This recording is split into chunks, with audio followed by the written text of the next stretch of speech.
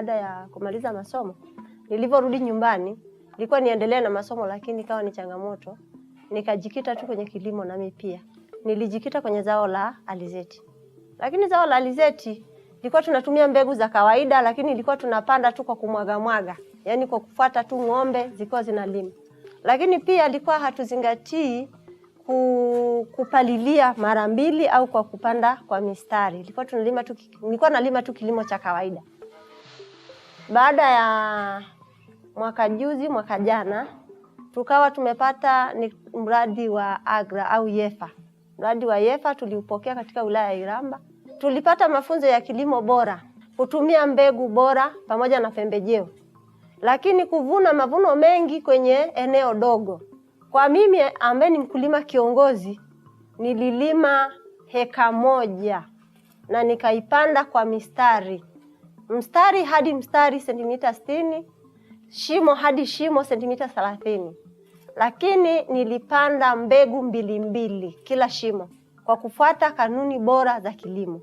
Hakika nimepata faida kubwa. Nimevuna gunia 12 kwenye heka 1. Kupitia mradi wa YEFA, tulipata mafunzo ya kuonesha mnyororo wa thamani wa mazao. Mimi nilikuwa nakamua alizeti kiwandani, naacha mashudu, naacha mafuta meusi, nachukua mafuta tu masafi. Nikiamini kuwa kwa sababu ni bure. Kumbe bure ilikuwa naacha faida kubwa. Ikaonekana ukikamua, lakini ukachukua shudu, ukachukua na mafuta meusi, ni faida mara 3. Mafuta meusi nilikuwa nauza ndoo ya lita 20 kwa shilingi 40,000. Nikawa nachukua mafuta masafi dumu la lita 20 ambaye ni 110,000.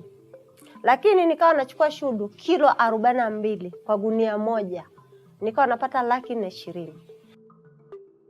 Kupitia mradi wa YEFA kwa sasa hivi na uwezo wa kuajiri. Kwa hiyo kuanzia kulima mpaka kufika labda kiwandani. Kwa hiyo ni vibarua zaidi ya 7. Kama tayari na uwezo wa kuajiri watu zaidi ya 7 kutegemeana na mavuno ambaye navuna mengi.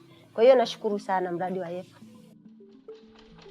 Kwa maisha nile ambaye ninayo kwa sasa, kipindi cha nyuma nilikuwa na maisha magumu kidogo kutegemeana na mazao ambaye nilikuwa nalima ya alizeti napata kipato kidogo. Kuongeza thamani ya mazao. Nimepata faida kubwa. Kwa sababu kama gunia 1 inanipa 260,000. Kipindi cha nyuma gunia 1 ilikuwa inanipa labda 90,000 au 110,000. Ambaye kuna tofauti kubwa sana. Watoto wanaenda shule, mahitaji yanapatikana yote, madaftari, mafuta ya kupaka, lakini pia lishe bora. Lakini kwa upande wangu mimi kama mimi pia mahitaji yangu kama mimi. Unahitaji ngozi yangu kutunzwa kwenye mafuta. Mafuta tubu 1 sisi huwa inanunuliwa 80,000. Lakini kipindi cha nyuma nilikuwa nashindwa kujikimu kutegemeana na kipato ambacho nilikuwa nakipata kidogo. Kwa sasa hivi napata mafuta ambaye ni tubu 1 80,000.